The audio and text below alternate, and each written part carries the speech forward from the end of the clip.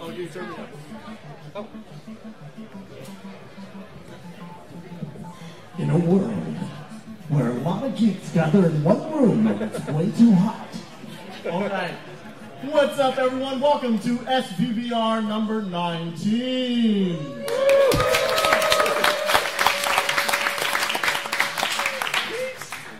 All right, this is an exciting one. This is going to be the last meetup before the exciting expo that's going to be coming up. So we'll be talking more about that throughout the night, which will be very, very cool. I am your humble host and MC, Cymatic Bruce, known around the internets for VR things. You can find me if you look up Bruce VR. I'm all over the place. Yeah. I'm head of developer relations at SpaceVR, and we're happy to have the Meetup streaming into AltSpace, which is a social VR platform, and on that projector you can see people that are in AltSpace that are watching you guys right now. Everyone in the front few rows just wave at the camera. Little 20-second delay, so you'll see those people wave back in about 20 seconds. Technology is not quite yet. Soon we will actually be totally virtual, and the meetups will not be in real life at all. It'll be great. Keep wondering everyone's watching the screen. Oh my God, they're gonna wave back. Are they gonna wave? Yes! All the people with hands are waving. Excellent. Looks like one person just vibrating back and forth decibels. And they can all hear you, but only through this mic right here. So. Yeah. And at a delay. Great. So that's kind of a fun thing that we want to do for this meetup, to bring more of the virtual world into the real world. We wanted to do that for a long time, so we started to make moves to make that happen. So we have some cool speakers for today. How many people are here for the first time for SVVR? Yeah. Awesome, quite a few. Awesome, all right. Welcome, absolutely, welcome. So the way this usually goes is that we have a few presentations.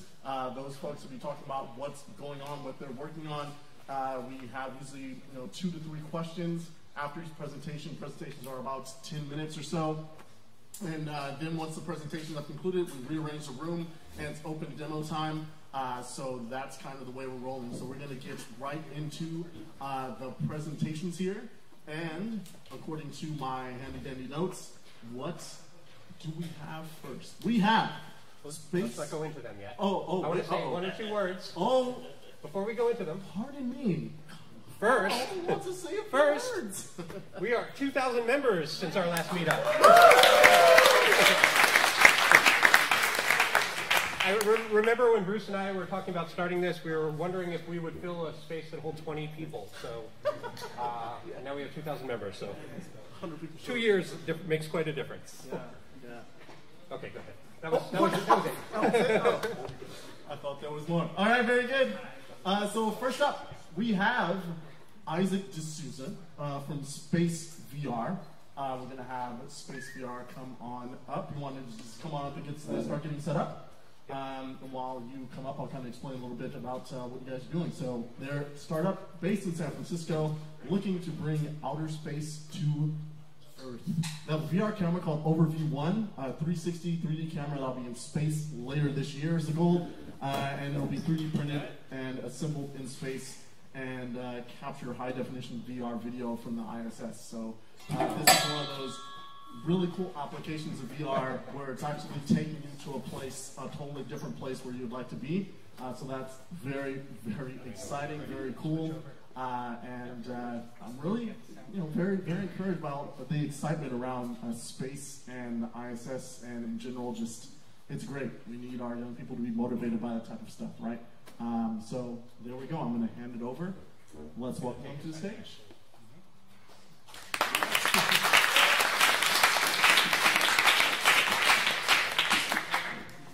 Thank you so much for having us tonight. Come up soon. While we're getting set up, I want to ask a question, and you can answer it by raising your hands. How many of you have ever wanted to be an astronaut or go to space? Ever? Yes. Look around. Virtual reality people, if you want to raise your hands, we'll wait about 30 seconds. Awesome. Well, at SpaceVR, we are really excited about the same thing that you were just excited about. Like when you were little kids, when we were all little kids, we used to be like, hey, I'd love to be an astronaut. I want to go to space. I want to fly around in spaceships. And we thought, that's really awesome. And then you got to like grade 6, and your teacher told you, by the way, you're going to be doing math and physics for like the next 30 years. You'll have no life. And you're going to go up there, and everything will be regulated. And then you realize that you didn't really want to be an astronaut. You just wanted to float in space.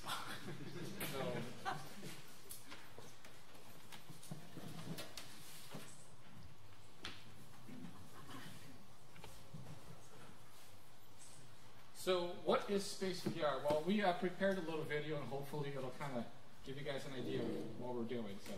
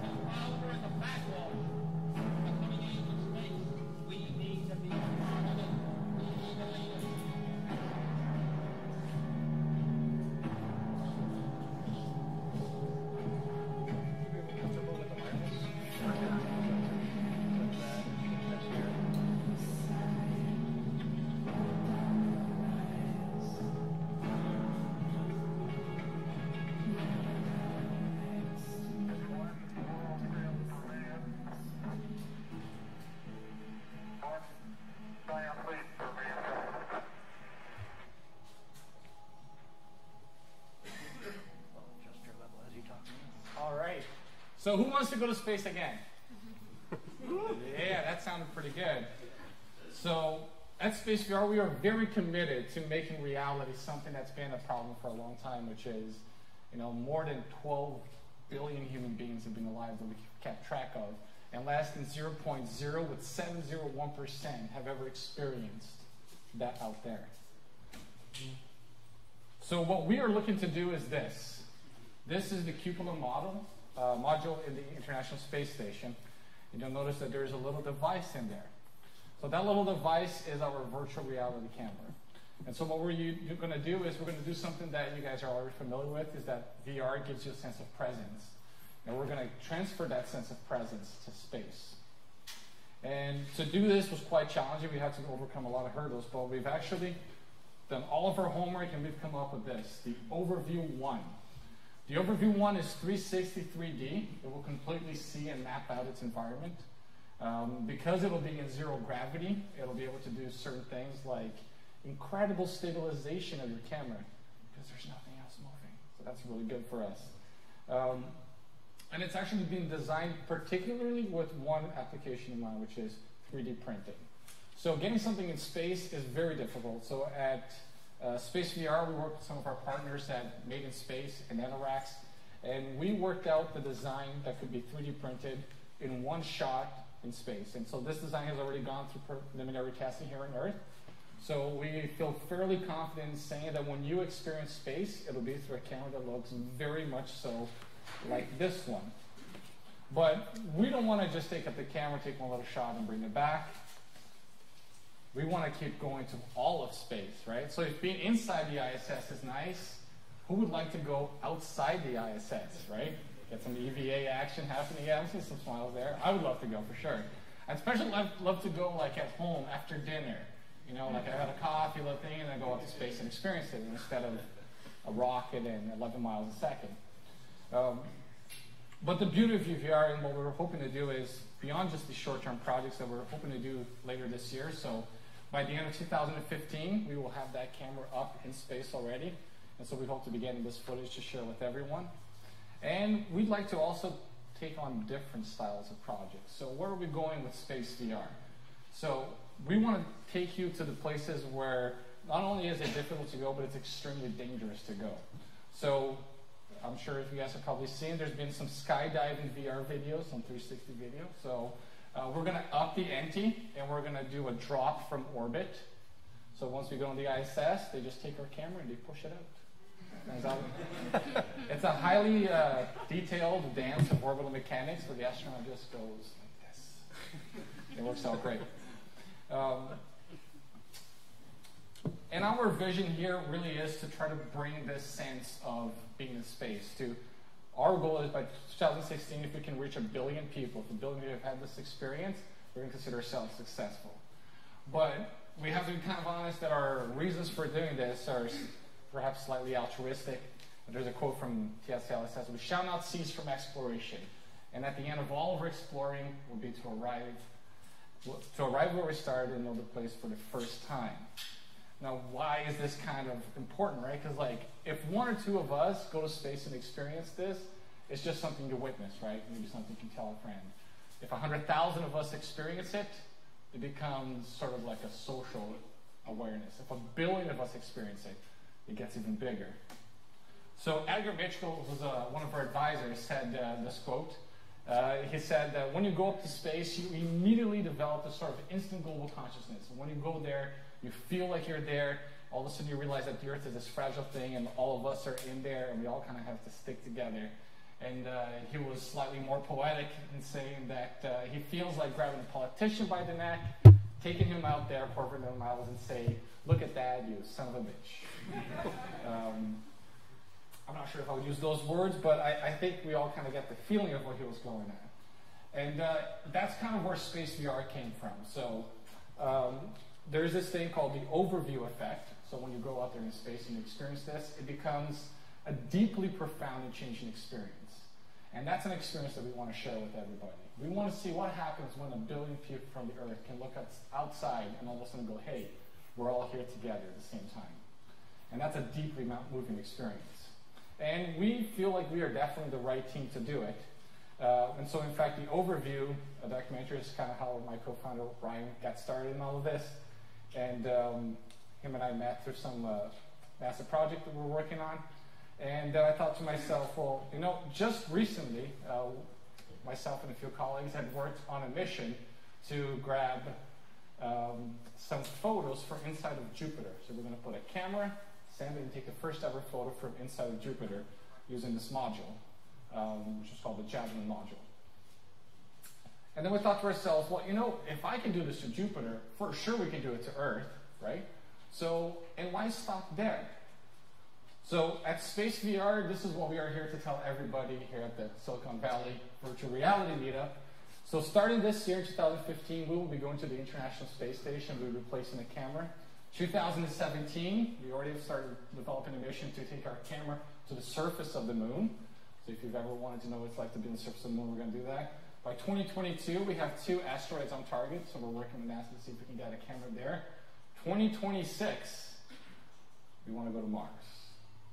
And then ultimately, because this has just never been done, how great would it be if we were all astronauts and we could all see the inside of Jupiter in virtual reality for the first time ever? And so that is the vision that we have at SpaceVR. We're working very hard at it, and we look forward to taking all of you to space shortly with us. So thank you for your time.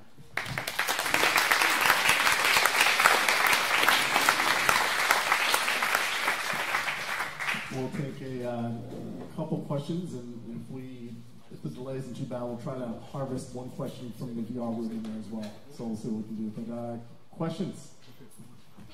Who is your partner in this mission? Like NASA, whatever? Anybody?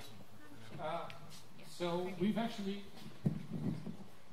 we've pursued the mission entirely from a private standpoint. So we've only been working with commercial partners. We have nanoracks and made in space. So we've already kind of worked out all the agreements so that we can go directly there. So this doesn't need to be like your traditional space mission. This is a fully commercial enterprise. So I'm assuming that the government is going to want to filter the video feeds that come down, and they're going to want to sort of oversee them and bleep out parts or something like that. Have you gotten clearance for that, or is there any hassle with that you're having to deal with? So as of right now, we haven't come across any concerns like that. Okay. If the men in black come up to us and tell, hey, you can't show those 3 minutes when the shiny object flew by, then we will probably just have to comply. But so far, I have to say to everyone that NASA and our partners have been very forthcoming. This is an experience that they understand the value for people. So this is going to inspire a generation of people out there. So hopefully it'll be uninterrupted footage, but at first it will be probably overseen, delayed. Yeah. Are you stitching up there or stitching down here? We have two parallel strategies right now. So for one of our strategies, we plan on streaming down video. That'll be sort of later on. And for that, the stitching will be happening up there. Our first run will be done on the ground, yeah.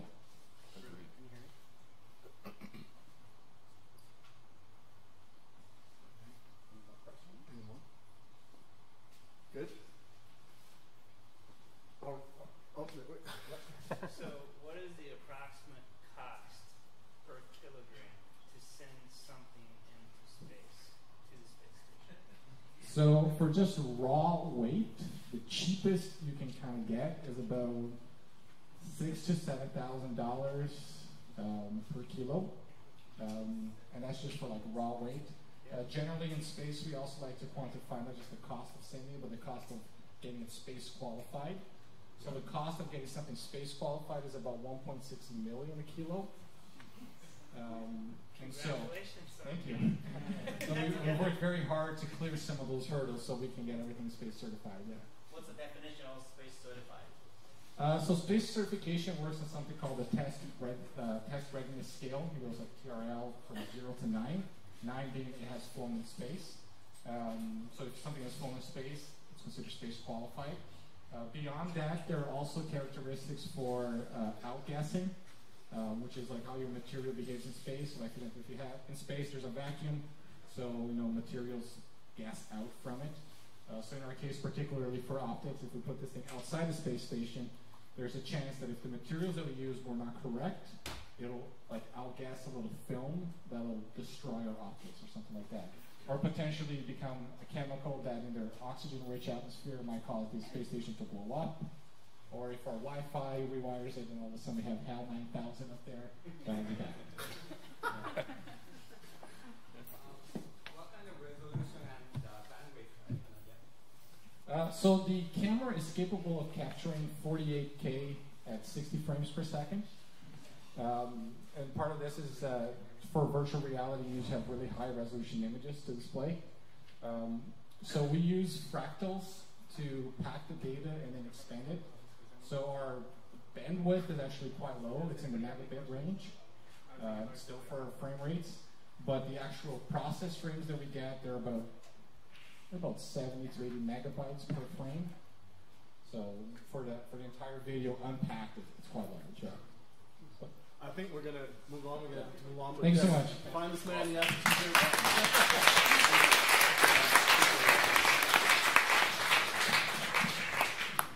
Awesome. We are going to transition to our next presentation. It's already looking very interesting. Love being. So next coming up is Previdi Touris. Am I saying that wrong? Yes? Good.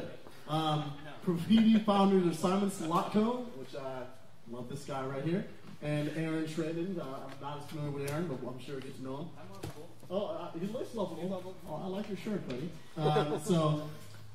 Basically what we've got going on is a combination of work in enthusiast computing, motion control, and seating. So they'll be talking about some of the practical, theoretical, and comical considerations of rotational steering in VR with the seat. So this is looking pretty interesting. A very cool way of doing some VR input by using the thing that you use the most. The bottom. All right, very good. So with that, looks like some cables are being connected, but I'm going to go ahead and hand it over to Aaron and Simon. Let's give them a round of applause.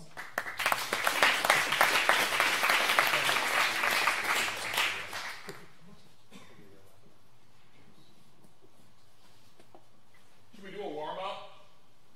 Yeah. How many of you want to sit down while in virtual reality? Okay. From time to time. So, every story where someone has put their time, often their lives, into creating something innovative starts with a story about who they are. And this is very much a story about who Aaron and I are. Every once in a while in life, you find someone who you keep working with.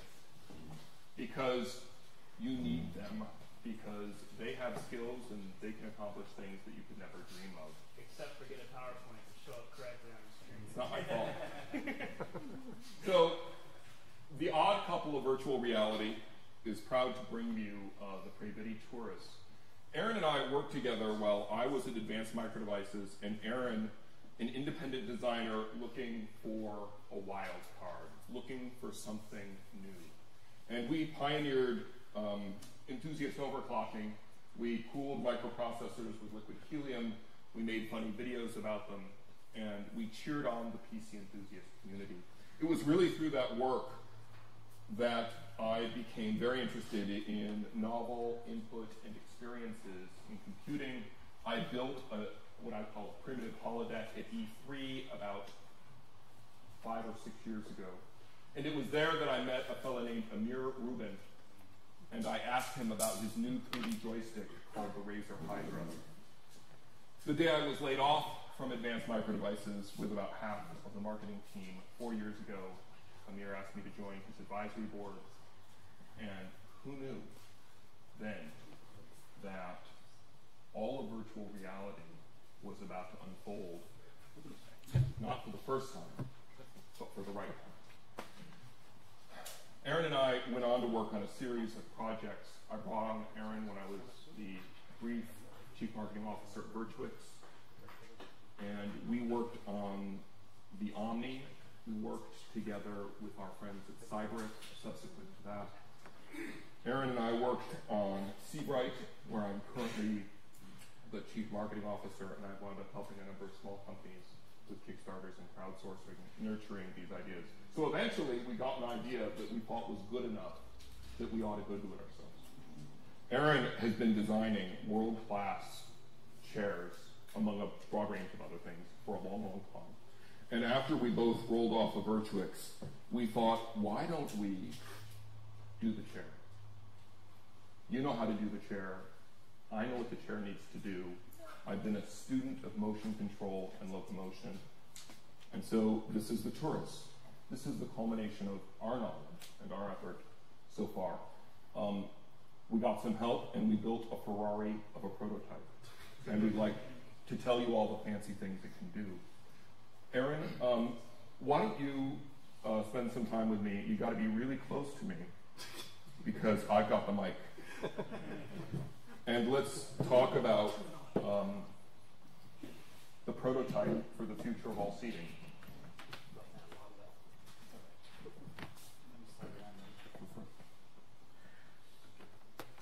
All of task seating has been defined by the keyboard, the mouse, the screen, the typewriter, the piece of paper, the pencil, the quill. Well, what happens when those things go away? What do you sit on? What is the function of the thing that provides stability against gravity? So why don't we talk about what it does first? Aaron, do you want to go? Yes, the chair has several things that it's doing in addition to providing the seating service. One of the things that it is doing is it has a top that is semi-gimbaled, and it allows essentially the input that you would require for moving around in, for example, a first-person shooter or something like that, where you're predominantly using arrow keys. So the seat itself, through very simple hip gestures, will allow that input to be passed to the game or application. In addition to that, it is tracking its position around a 360-degree rotation. And that is being fed into an application as well. And what it allows us to do is it allows us, instead of always having the Oculus facing the direction that you're going like you currently do, it allows us to break that, and it allows you to go a direction with your torso that you're looking a different direction with the Oculus. And so it allows like a natural uncoupled movement. And for some people that are really well versed with the Oculus right now, it seems very unnatural for the first 30, 40 seconds until you get used to not having to track with it. And it's a paradigm shift for sure. In addition to providing those directional movements and trackings, it is also doing something that's very, very important for VR. It's managing signals passing through rotation. So right now, whenever that you do a demo or whatever with the Oculus, you've got a number of cables that you're tripping over or being entangled in. This particular case, in this embodiment, we have power coming in, 110 power or 220. We have HDMI, and we have USB. This goes up through a rotary slip connector that is being developed specially for this. And what it will allow us to do is have a PC off the unit. So if a person has a devoted system or high-powered system, they can feed the digital signal into their head-mounted display, if that's whatever it may be. And they can also have, say, for instance, a USB camera that may be tracking the display, as well as, say, a hub with a number of other USB devices going through it. So when this spins, you can spin it up to 100 RPM, which is a lot faster than you personally want to do for any period of time, unless you empty your stomach contents. So it can handle that spinning for, several lifetimes of ownership. So I would say that my grandkids would probably pass this on before that would break, as far as rotations are concerned. Inside of this device, we have chosen, because for the sake of demos, to actually put the PC on board. And this particular PC is This is a mini ITX form factor. Our plan is to move up to micro ATX and a full-size PC power supply. So the notion is that this is a PC case masquerading as a chair. For virtual reality, it is a chair serving as a DIY PC case, essentially marrying everything that we loved about being a PC enthusiast and PC building with all of the things necessary to have full motion control in VR. And so it's tangle-free. It's very tangle-free. So the Oculus, in this case, connects directly through the PC, but could connect through the rotational cables.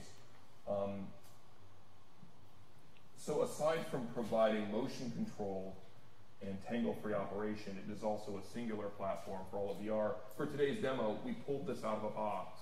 We plugged in power, and we hit the on button. That's a pretty easy setup for a VR rig.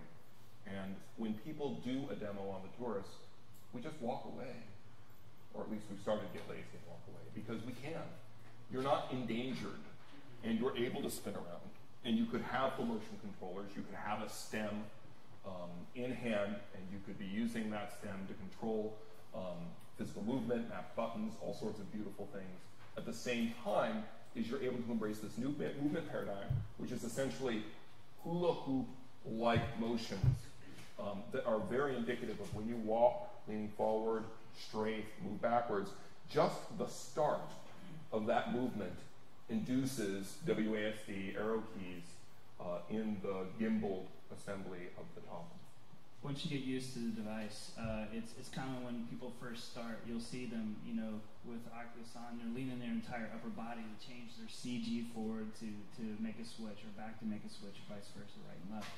But after a person gets used to it, you actually don't see any movement. Their upper body stays perfectly centered above the chair, yet they're making this move through that hula motion to essentially set the switches. So there's a little bit of a learning curve, and it is very much fun to watch people go through that transition and get it and understand it. You see this big smile, and it's pretty rewarding. So we love Q&A. The implications we think are far-reaching.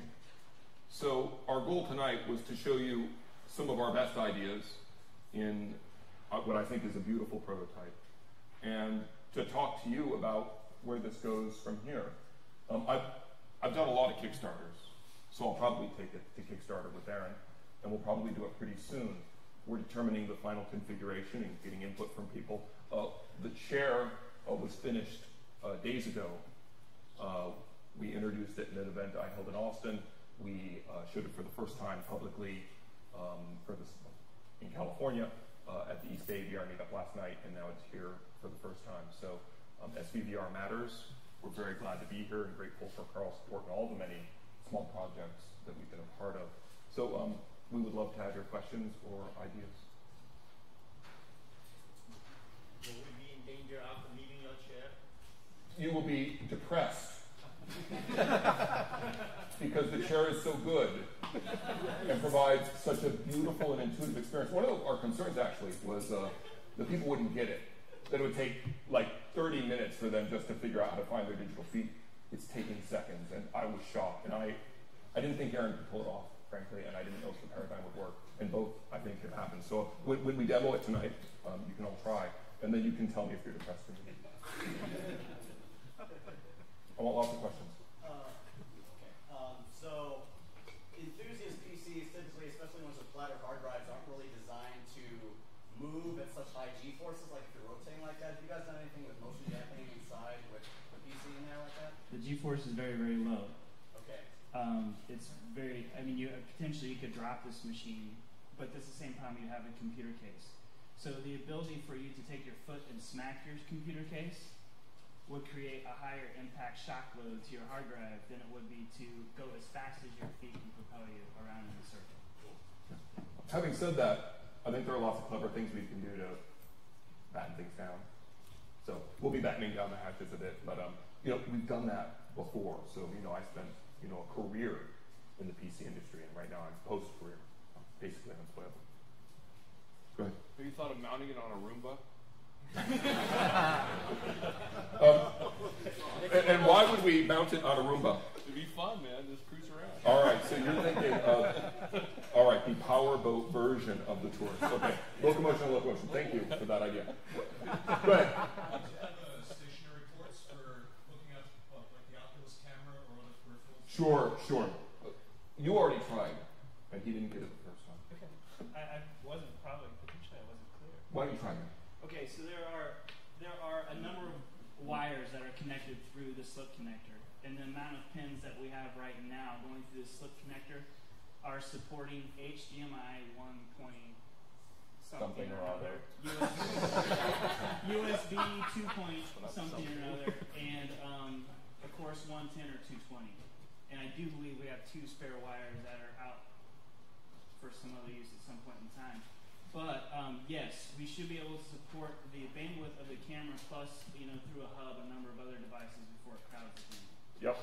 And again, it's a prototype. We're going to play a little bit with the final configuration to decide what we're going to bet on for the version that we take to Kickstarter. But we intend to be doing this for a little while. This will not be our last chair. The Roomba add-on will be considered. Thank you. You've inspired us. How would you compare your tilt switch input to what RotoVR is using with their foot controls? Sure, I can. On their rotating chair. So, in this device, you get to spin around and have the benefit of having this kind of sloshing motion. Everybody do this for a second. You feel the fluid in your head going back and forth. You really want that to map what you see. And so in this chair, you do that. So this is a chair. It's not an input device. It's a chair first, designed by someone who's been spent his career designing chairs. And so he designed a chair and asked, could I get movement out of the chair? We actually didn't assume we could pull it off in the first iteration. So the big difference is this is a chair that magically you can locomote in. In terms of locomotion, walk, run, there's the treadmills, there's that device which actually provides a pretty good user experience effort. So they all accomplish movement, but this does it in a fully integrated unit that is itself the chair. And there's something to be said for return on effort. So if you really put some effort into spinning, your body knows it's doing that and is expecting a commensurate acceleration. So like if you jump quickly or you jump softly, I mean there's a difference, right? That you're Instead of using a switch to accelerate yourself with the motor. Correct. It's a punch in the stomach regardless, but one is more calibrated and understood by your body than the other. And by the way, it's really neat to be facing a direction and then move in that direction. Actually, in the virtual world, this is hard to get, but you can activate the front move and pivot in real time, and then you're making a curve in the real world, just as you would anticipate. So that ability to provide course correction, actually, I think, for obstacle avoidance and other things, and be able to straight, basically, it's almost as good and perhaps as good as WASD, or at least somewhere in between that and the reaction time walking. Faster than taking a step, but it's a little bit slower than a key press. It might be very close to a key press, and nobody has ever done that before, I don't think. Carl? Does anybody know? Carl. Great, keep going. Right? Go ahead. How much does it cost, and why doesn't it have a backrest? Cost and price are two different things. Sorry, price. A backrest, we're thinking about. But it doesn't need a backrest. Much like when you sit on an exercise ball, do you need a backrest on an exercise ball? No. You're sitting in a dynamic position. Aaron was the master of this idea. We sit in a straddle, like horseback riding or a motorcycle. And that provides a level of control that's super nifty. And it turns out when you're doing that and you're being dynamic, you're able to suspend your weight differently, and you're not leaning back. And VR engaged with motion control in some circumstances may be much better as a dynamic experience, and you're able to control your balance extremely well in that circumstance, and you don't rely on this, because the truth of the matter is when you're VR, you're being twisted in all sorts of odd, unpredictable ways. Maybe you're falling this way, maybe you're falling that way. The backrest is just one point. With the chair, we're trying to situate your body so that you can manage any kind of dynamic force.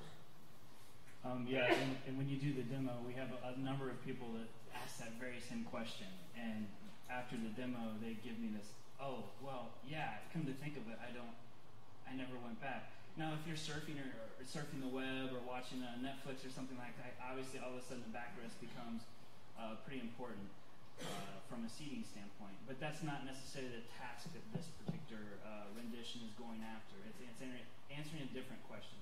And the future version may answer the backrest. Right, and note, we have a fully integrated PC in here. This is meant not to type a letter to your mother.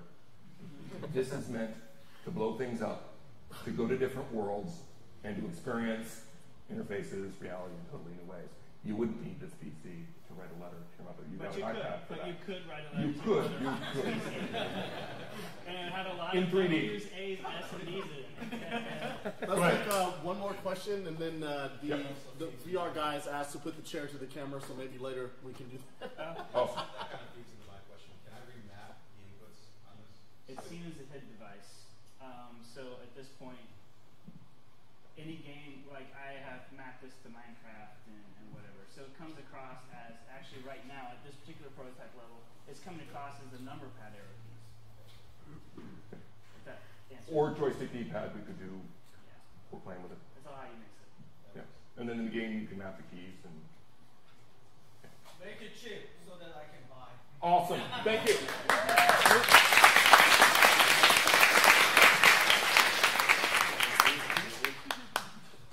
And afterwards, you can try it out. Not all of you, but many of you.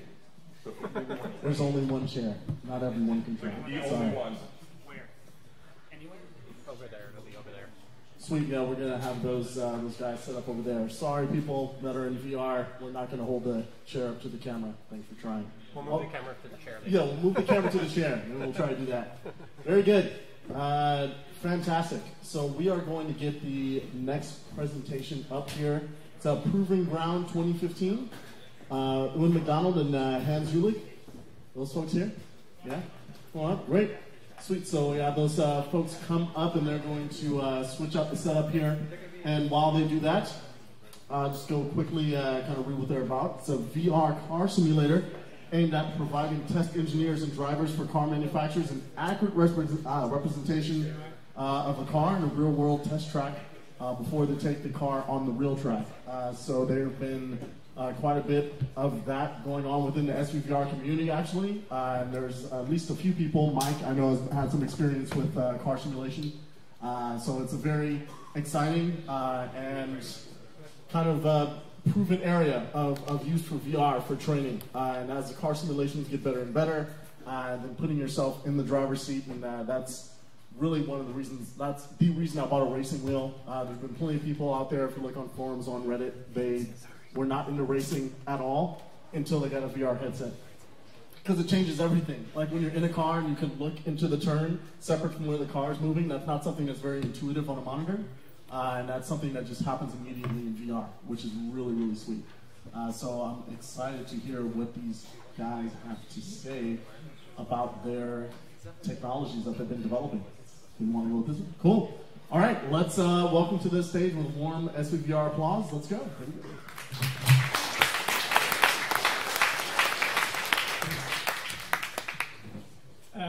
So in addition to showing off Proving Grounds, we're actually announcing Cryworks, which is our startup. A bit of background about us first. So Hans and I have been in the visual effects business his hands and everything, for 25 years, consecutively. And also, there's another founder who's not with us tonight, which is Steve Spaz Williams. He's directed a number of commercials as well as like the Wild Disney animated feature. And basically, we've also worked at Electronic Arts and Disney and a number of like feature animation companies. But our intent here is to, seeing at what's going on with virtual reality, is to look at some of the vertical markets, non-game markets. So our focus is to basically create a number of experiences, focusing on everything from like VR video production, which I'll now slide, real-time video VR streaming. We've been using Video Stitch. So Video Stitch guy over here, and his Vahana and Video Stitch 2.0 software is excellent, and we'll be showing some demos of that, as I'm sure you will as well. And we've also been like using Unity to do like, real-time CGI VR worlds and VR simulation. So we've got a number of vertical markets that we're focusing on, and we're going to be showing off like a number of demos. And Hans is going to talk about Proving Ground 2014, which was a PC experience, which is actually now available, and we can go into some of the background surrounding that, and then into VR and show some of the demos. Hi there. About 2 years ago, it got a little bit slow with visual effects, and because everything goes to Canada these days. So we got the chance to have time to play a little bit with Unity, and so I played around with it and then talked to an associate to us in Korea, and he was asking, what are you doing? And I said, well, I'm playing with Unity and do simulation stuff, and because I have a car background. In my previous life, I was a mechanical engineer at Mercedes-Benz Racing Division in Germany before I moved here and started doing visual effects for Lucasfilm. So I talked about the simulation a little bit, and he got excited because he is serving the Korean car market with testing equipment, proving ground setups, all those kind of things, representing a company from England. So he was telling me, hey, send me a prototype sandbox. So I sent him the sandbox, and suddenly Hyundai Motors became really interested in testing facilities. They were saying, hey, we have engineers that take their car, they go on the testing ground, and every month there's a heavy-duty accident, big accident. They roll the car, they crash, they just kill themselves. And what they wanted to do is they wanted to create kind of a certification software that allows them to have the engineer first of all, get used to the track, learn all the rules, how to behave on the track, and get familiarized with the track. So we started to set up a simulation and the request was it needs to be not a game, it needs to be a simulator. So we have to have real physics, real world physics, we have to have the capability to roll the car, to crash the car, and we have to be able to actually measure and judge what the engineer did in the simulator. So we did that. The problem was when you drive a racing game, you know that it's on an LCD or whatever, big screen monitor, but it's 2D. And even if it's 3D, stereoscopic, you're maybe allowed to judge the depth of the scene and react to the speed, or make a reaction in terms of speed, reducing, hitting the brakes and all this kind of stuff. But you still miss kind of the freedom of moving around. So that was a big issue for them because the engineers were saying, well, this is all great, but I don't really know how fast I'm going, how far is this wall away I'm crashing into, and all those kind of things. So when DK2 came around, the resolution was high enough, and the feedback, and the next version, of course, will be way better in terms of resolution and feedback or reaction time. I started to implement the DK2 into the simulator, and suddenly the whole thing changes. The whole game changed because you are able to move around. Your head is being tracked. You get the real experience. And before, the engineers, they got always motion sick, and they thought, I need to have a bucket when I go to the simulator. And now with the DK2, they're not getting motion sick. You get a real driving experience. And so this is what we did.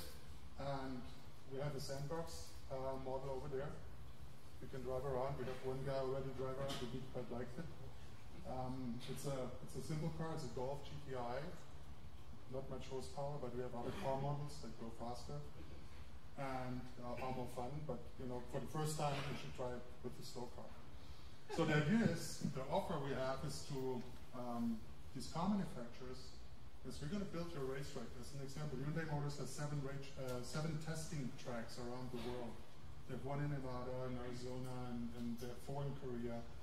And what we do is we literally scan the track, rebuild the track, and create also the testing program the engineers have to go through to actually be certified to be on that track.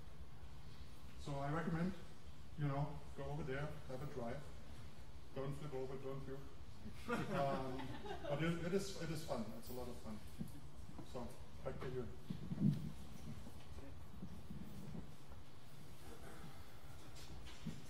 So as mentioned, we've got a number of demos to show off with a number of types of productions that Cryworks is going to be producing.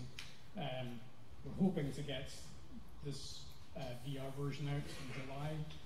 We've been talking to Steam VR, trying to get hold of one of their Hive headsets. That's most likely to come out before anything from Oculus, so fingers crossed with that. So in addition to the car simulation, we've also got a number of other demos for other types of productions that we've done in the past, like last year. So I was the VR supervisor of the Recruit RUN, which was done at Metaverse VR Productions. And for those that haven't seen that, this is one of the first ever 360 stereo experiences that was done using a conversion process. What I mean by conversion is rather than shooting with native stereo cameras, as my left and right eye, we shot with a number of non-synchronous red epic cameras, and essentially I had that stitched together by a company called Legend 3D that specializes in stereo conversion for movies. And what they do is they then create the second eye by doing a conversion process, which is basically we identify items that we want to pull out in depth. Those are then rotoed for every single frame moved for the second eye, and then you have to essentially fill in the blanks. Again, the Recruit was filmed in a very specific way, which will allow us to really easily do that. There's not a lot of motion, but there's an end shot which is very compelling and shows the real difference between something which is a mono experience and something that really has a great stereo effect for 360. The other example we have is Burning Man 2014. So we shot about 20 hours worth of footage Burning Man, and we stitched it using Video Stitch, and he's busy testing things over there. I had a great experience using Video Stitch, and again, this is a mono experience, but again, you really get a sense of different lighting environments, and that's using the type of rig which we have on display there, which is a 360 Heroes rig using GoPro 3 pluses. So we've got a variety of productions in the works, ranging in terms of the types of gear that we're using, from simulation using Unity, as well as our own Unity-based animation pipeline. So that allows us essentially rendering close to real time and export a stitched 3D experience in a game engine. Anyway, we've got all of those 3 demos that I mentioned on display over there, and we're happy to show things off to anybody. So, questions? Yeah. Do you use your own camera, or is that commercially available camera? Commercially available cameras. So for this production, we're using the GoPro 3 pluses. For the Recruit production, which was much higher fidelity, it was red epics. They were 5K at 60 frames per second. We essentially shot it because there isn't a rig, so these cameras are very big, and if you go into the gear, you can actually show the behind-the-scenes footage on the Gear VR and Milk VR, which shows the rig which used 2 stereo pairs, red epics, 5K each. It was a huge rig, and we couldn't have enough, because of the field of view of the lenses, you can't have enough of those cameras. So we shoot it asynchronously. We shoot the hero action, and then we move the camera around 30 degrees, and it's the equivalent of shooting with 72 cameras. How about video stitching? Are you using your own software, or is it also... For each different production, for using the GoPro cameras, we're using Video Stitch. For the Recruit, which is using a much higher resolution, that was done using Nuke software, and also using proprietary software that Legend 3D has. When you drive the car, can you feel the acceleration? Your brain is simulated, so you get kind of a sensation which I experienced. It's really weird. Usually when you have a simulator, it's gimbaled on hydraulic stand, so it simulates the G-forces. But with the VR headset and with the head tracking, I noticed actually that your muscles start out, and your brain starts to control the muscles and simulate actually G-forces. So you get this kind of experience. It's really real. So, wow. Back. Hey, I was just wondering about the, so you said the Oakley Reds on the recruit, is that correct? Yes. Okay, so how is the stereoscope or the 360 done again? Apologies. We did it non-synchronously, so basically we shoot the hero footage, so we staged it in such a way that the action and the main character never broke frame from the hero stereo pair. And then we basically shoot the main takes like that, and then we basically start moving the camera 30-degree increments at different elevations. So essentially we do 12 around like the horizontal, and then we would pivot the camera up by 30 degrees to then capture that. So it's non-synchronous. So for interiors, that was fine, but for exteriors, there's one shot where it's outside and it's a forest, and that's a complete nightmare because you've got like trees moving, it takes us about 45 minutes to capture the full environment. And as such, the lighting is also changing, so you've got shadows that all have to be like synchronized. But it's essentially like a 360 stitched matte painting with like some motion. So we then put in motion in post to like add motion back in where it's missing because we've got a static stitch. And then we comp the live action back on top and blend it in with that stitched image. Would it be better just to composite all the action? If we could, again, the cameras, and because of the field of view, and again, these cameras are used for like their high fidelity conditions. GoPros are not good for like low lighting, so we had a variety of different scenes, and we had to make sure we had the same type of camera configuration.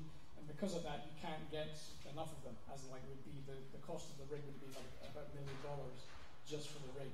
So again, there's a cost implication, and then there's the fact that it's huge. It would be like this big and unwieldy, and you couldn't actually then move it around.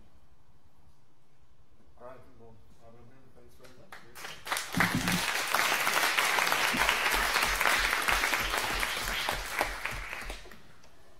All right, fantastic. We're hitting the home stretch here. We're going to have some short presentations from a few of the folks I'll be demoing here today.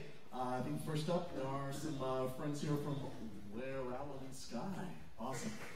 So if you haven't heard about this, it's pretty cool. I mean, it's currently in Kickstarter.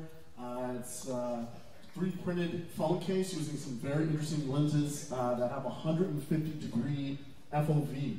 They did a little kind of meet and greet demo that was at was it Barnes & Noble in San Jose not too long ago, which some people got out and saw that, which was very cool. It was all over the Oculus subreddit as well. So we're excited to see what they have, what they'll be doing, what they'll be talking about today. So that'll be pretty cool. So let's welcome Where Out to the stage. Great, thank you. Welcome, thank you. My name is Michael Jones. I'm the CEO of Reality. I've got two of my buddies here with me. One is Hansong Zhang right here.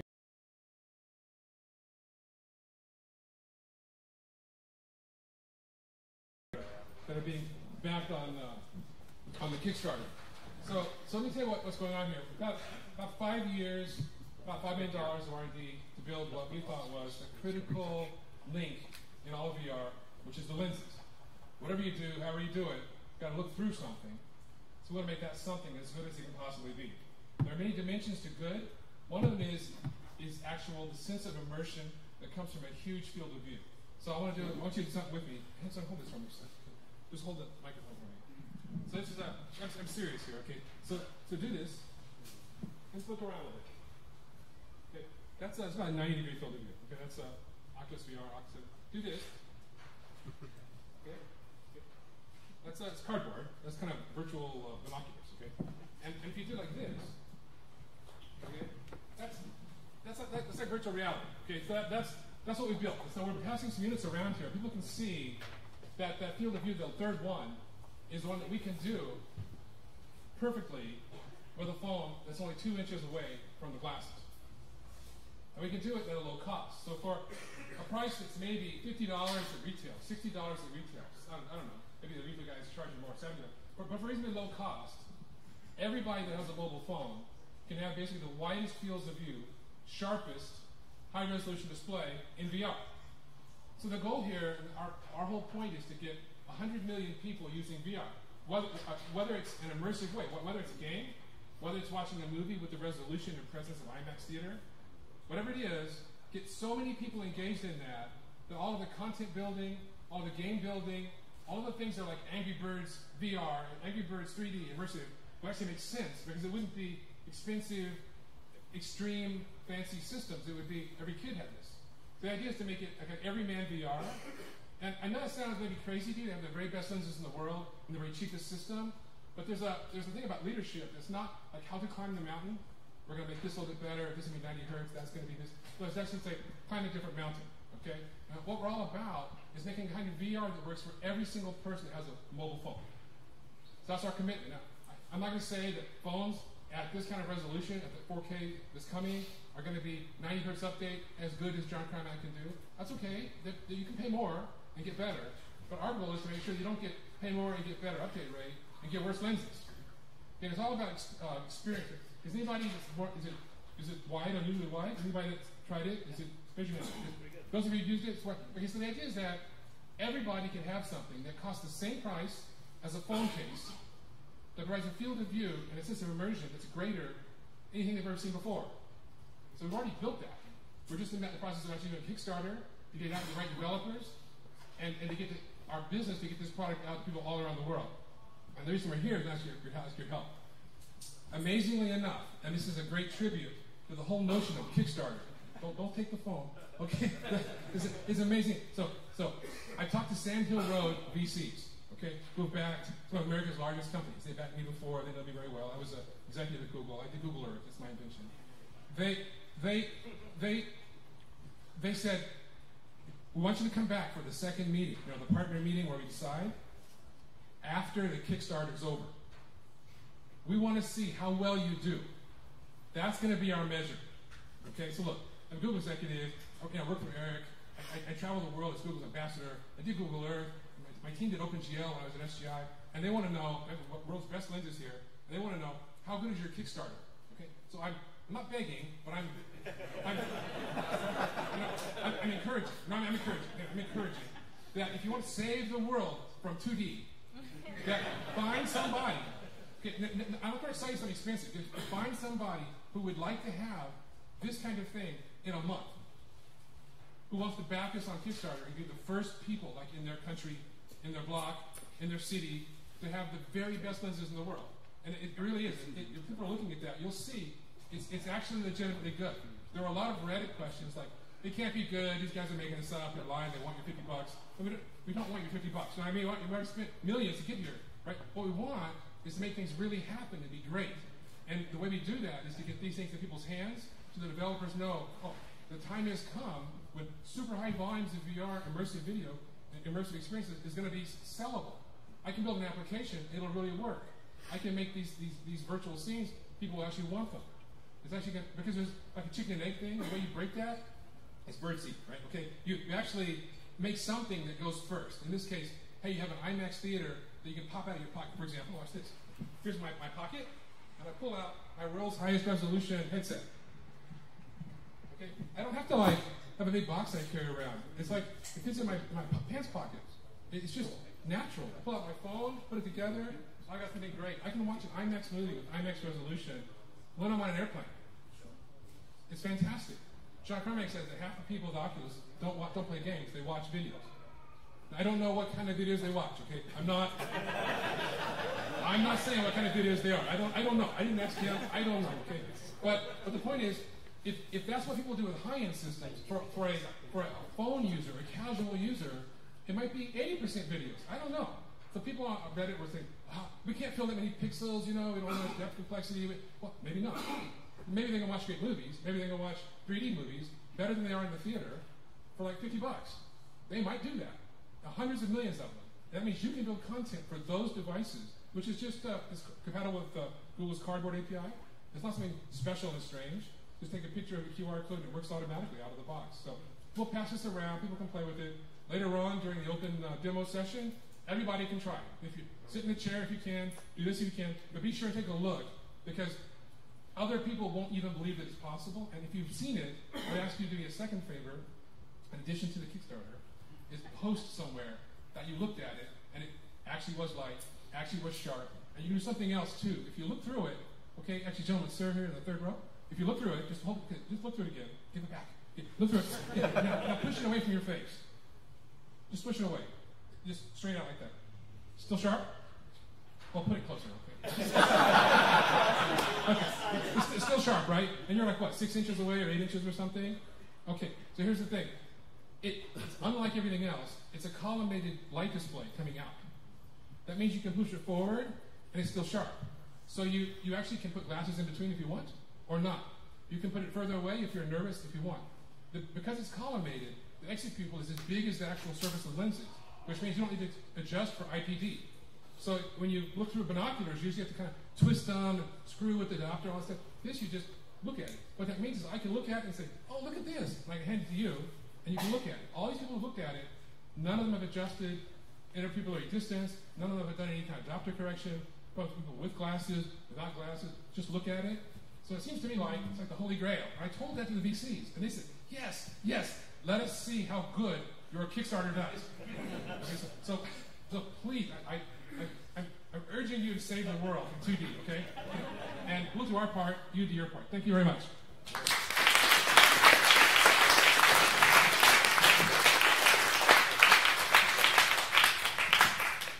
Thank you, Michael. That was very passionate. And I have to back him up. That was pretty cool. I looked through it and was able to see the entire phone through the lenses, which is something I've never seen before. Like, that was the entire phone and my fingers on the edge of the phone, on all sides, all around. That's a ridiculous amount of FOV. So that's cool. That's cool, man. All right, sweet. Excellent. We're about wrapping up here. I got a question for you guys. Who's going to be at the SVVR Expo? Yeah? All right. Yes. Oh, that's awesome. We love you. That's awesome. Great. So things are steamrolling along. May 18th and 19th, SVVR Expo is happening, and we are very excited. I'll be there again. It's our second year. We're going bigger and badder this year. We'll be at the San Jose Convention Center, which is going to be amazing. This is a real convention center. It's huge. It's a 43,000 square foot expo floor. It's real. This is going to be the largest VR expo floor ever assembled. We're targeting 100 companies. I think we're going to hit that. I'm hoping we're going to exceed that. Yeah. 2 full days. There's 3 concurrent tracks of talks. We have talks from everyone. We just the other day announced Joe Ludwig from Valve is doing a talk on the Vive. I gave that guy a hug after GDC. It was amazing. He's awesome and really, really big. Yeah, he's huge. I gave him a hug I hugged him like this. I came to his chest. Yeah. He'll be talking at SVVR. It's amazing. The whole industry is getting behind us. It's really important to us that we show a diverse, healthy VR industry, not just one company or 2 companies, but everyone. We have 6 Sense, Oculus, Google.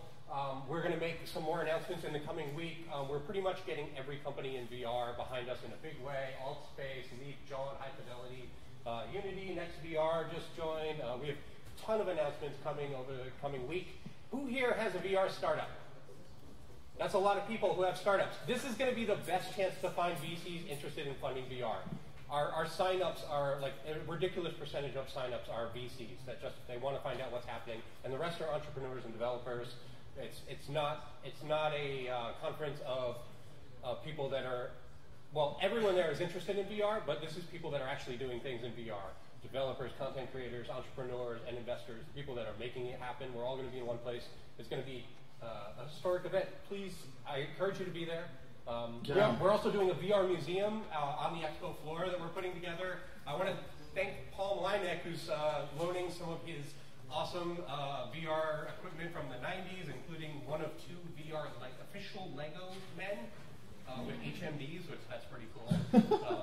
Awesome. Yeah, we're going to have all sorts of cool stuff in the museum and on the expo floor talks. Yeah, it's going to be awesome. We worked really hard to make this happen, and I know it's going to be worth it, but I encourage you all to come there, because if you miss it, you're going to feel bad, because it's going to be that awesome. Yeah, it's a great opportunity to get yourself in front of people that are making decisions in this space. And it's only kind of snowballed as far as the number of people that are interested and looking to get involved in this in some type of way. And we have the world's best MC. Oh, well, thank you. I'll be back to MC. It was a blast, and I'll be happy to do it again. And yes, I mean, Carl and I both saw, at least a couple great opportunities come out of independent startups and indie developers being basically introduced and put in touch with people that are able to keep them employed for the year. Which, I mean, that's Lives were changed last year. lives were changed last year, and we're looking We to want do to that change a lot again. more lives this year. Absolutely. So please make sure you get your tickets. Tell people about it. Also, SpaceVR.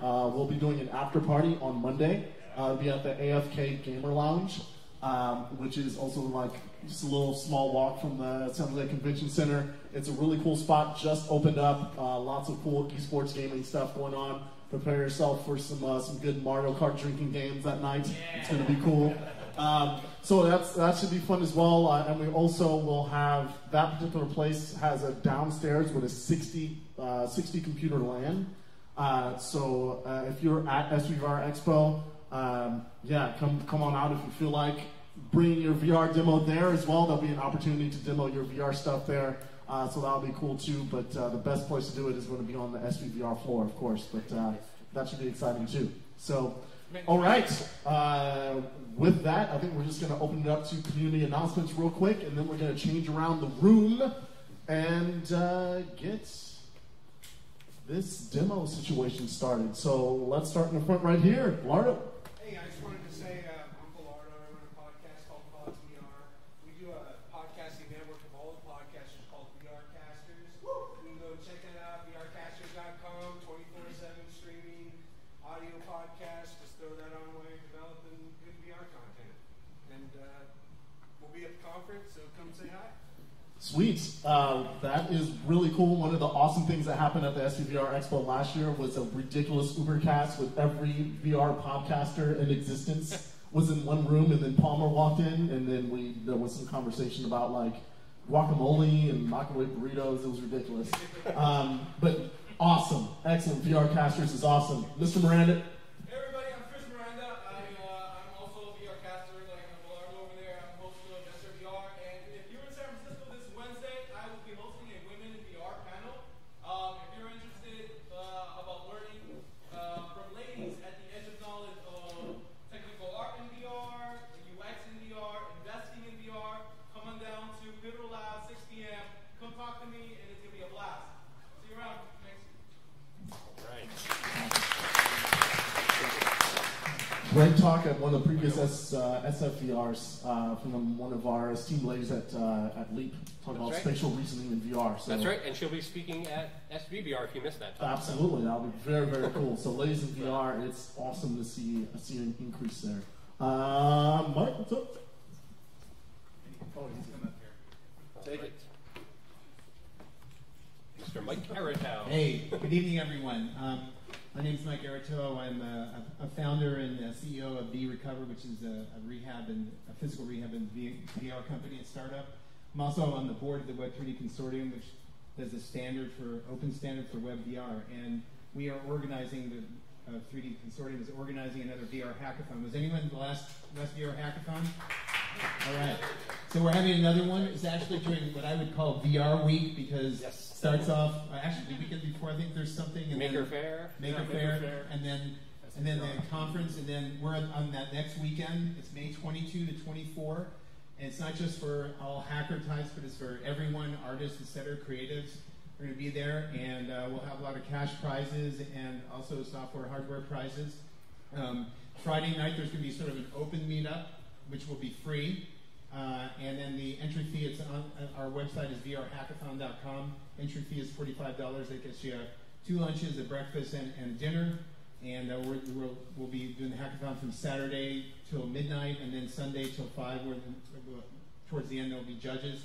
And so I want to encourage everyone to come.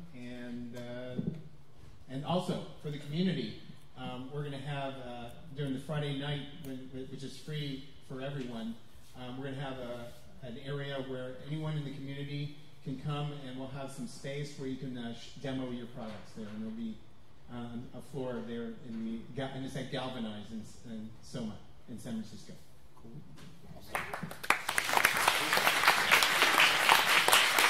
And that's it.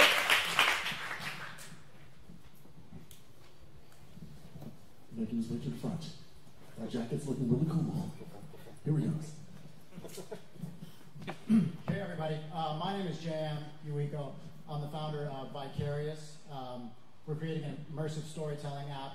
I just wanted to announce that I've got a head of product now, Alex Chu, the lead designer on Samsung Gear VR and Mills VR, has decided to join me. We are looking for developers, so if you're a Unity developer, please come talk to me. We're funded, and we are excited to get going. So please talk to me after the announcement's closed. Thank you. Awesome. Right up, right back there. Come on up. Here we go. Make way for the man. Let him through. There we go.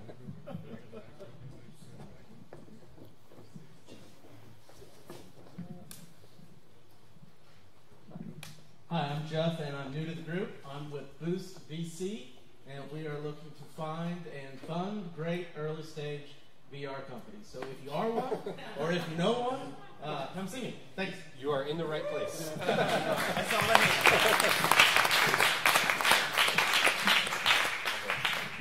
All right, here we go. Let's get maybe a couple more people to come up. If you have some, just come up. Come up. Here we go. Studios, here we go. Do this. Hey, so I'm Shannon, and John, come on up. We have our first meeting Sunday for VR camp at Burning Man. We're going to have a little organization, trying to figure out how we can volunteer, how we can make it happen. We need equipment, we need ideas, we need equipment. And that's right here, right? This meeting right here, yeah. Awesome. At Hacker Dojo on Sunday. I think it's, what time is it? 3 o'clock? It's 3 o'clock. So we're going to tie it in with the Maker Faire. Maker Faire is, tell us about the Maker Faire. The Maker Faire is happening in just a couple weeks, right before the conference. Some of you have already volunteered. Thank you very much. We still need volunteers to go to the Maker Faire and tell the world about VR. We forget that we're kind of in a VR bubble. We're all really plugged in and excited about it. Most of the world still isn't really familiar with it. So there's a chance to get to see what the public knows about VR, show off your project, show off, the group. And it's a blast because these are makers. They're early adopters. They're enthusiastic about technology and art and industry and everything, and they get really excited about what they see, and you get a chance to show them. So if you have a project, if you have anything that you'd like to show, please come find me. I'll be hanging out up here after announcements. We're going to do the meetup on Sunday, but we also have a Facebook group so we can coordinate. We'd love to have a wide spectrum. We're not just doing all like high-end gaming PCs. We want everything from cardboard, mobile, DIY stuff, all the way up to the whole spectrum to show people that VR is not just for gamers, not just for one particular thing, or especially just not one company. So please come find us and really use your help. Thanks. Awesome. I just want to say thank you, John, for taking this. The Maker Faire is literally the 2 days before the expo, so Nana and I and Bruce are pretty busy with getting ready for the expo, and John has really picked up and just ran with that, and thank you so much, John. You're awesome.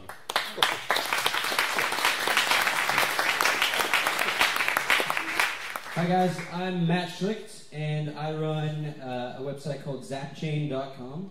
We currently have one of the largest Bitcoin communities. It's awesome. There's no trolls. It's super constructive, and right now, about a week ago, we launched a community for virtual reality and augmented reality, and it's growing really quickly. So if you have questions about it, or most of you probably are experts at it, we would love for you to be a part of the community so that as we bring more people in from around the world from mainstream and they have questions, you guys can come in and answer them, and we can help grow this industry faster. Thank you. Awesome. I'd like to take a second to endorse Zapchain. It's really, really cool. You should definitely get on there. There's lots of influential people on there asking some really curious questions about VR, so definitely worth your time. Here we go. Hi everyone, I'm PK from Ricoh. Ricoh is a Japanese company developing cameras. So today I'm here to introduce Ricoh Theta. Ricoh Theta is a 360-degree camera. It can capture full spherical panorama images and videos. So I'm there, so please come there. I'm happy to show you the Ricoh Theta demonstration. Thank you. Awesome. One more, wrapping it up. Last one. Here we go. Yeah, hi, I'm Guy with Mind VR. And if anyone would like to get some experience in VR video production, then just come talk with me. Okay. All right, thank you.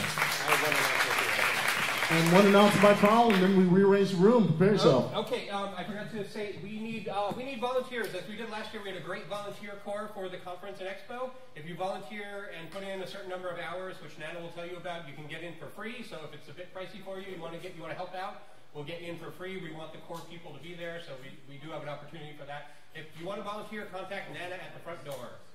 She is head of volunteers there.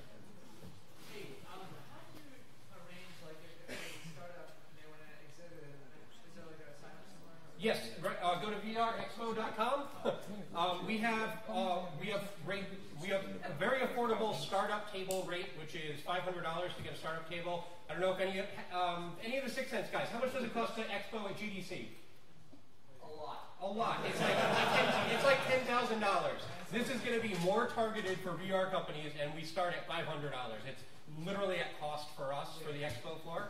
So, and then we go up from there. If you want big, giant 30 by 30 booths, we do that too. All right. Beautiful. Thank you all to all of our presenters. Give another round of applause there. It's awesome. And it is demo time. So we're going to rearrange the room. Video Stitch is over there. Rico Theta, check it out. STEM is in the house. We have all SpaceVR in the front, and there's a few things around the room to check out. So please make sure to find those people, ask them additional questions. Here we go. I would appreciate if you can stack chairs.